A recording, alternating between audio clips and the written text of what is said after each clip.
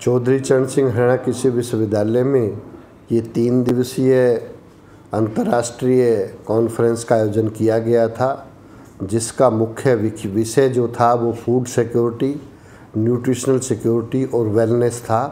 इन्हीं विषयों पे विस्तार से चर्चा हुई। विदेश से जो वैज्ञानिक आए थे उन्होंने अपने लीड शोध को यहाँ पे प्रस्तुत किया और ख़ास तौर से जो चुनौतियाँ हैं, चाहे वो वातावरण परिवर्तन की हैं, विविधीकरण की हैं, ज़्यादा वायुमंडल के खराब होने की बात है और साथ में संसाधनों का अत्यधिक दोहन होने की वजह से प्रोडक्शन और प्रोडक्टिविटी पे जो इफ़ेक्ट हो रहा है उसको हम किस प्रकार से दूर कर सकते हैं। और रसायनों का जो ख़ास तौर से ज़्यादा पैदा करने के लिए अंधाधुंध प्रयोग हुआ है, जैसा कि कल उद्घाटन के समय पे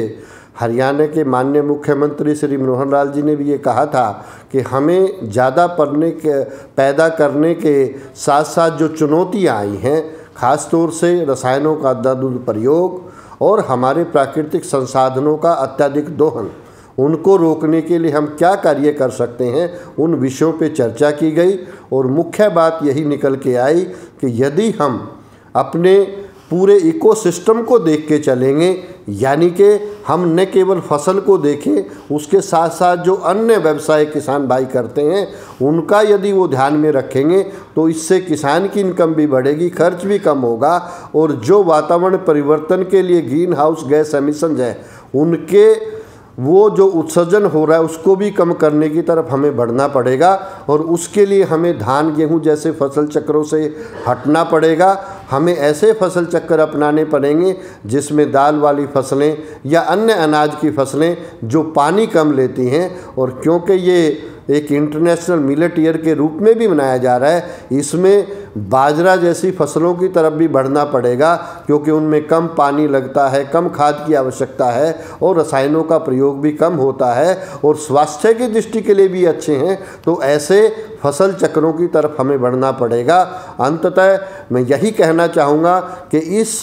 कॉन्फ्रेंस के माध्यम से अंतर्राष्ट्रीय वैज्ञानिकों का भारतीय वैज्ञानिकों के साथ, यहाँ के छात्रों के साथ, शोधकर्ताओं के साथ बहुत अच्छा इंटरेक्शन हुआ है। इससे भविष्य में हमारे छात्र वो विदेशों में जाकर शोध करेंगे और जो विदेशों में छात्र हैं वो भारत में आके शोध करेंगे। ये जो आपस में एक विचार के लेन देन का और रिसोर्सेज शेयरिंग का जो बात है, इस पे ध्यान दिया जाएगा और हम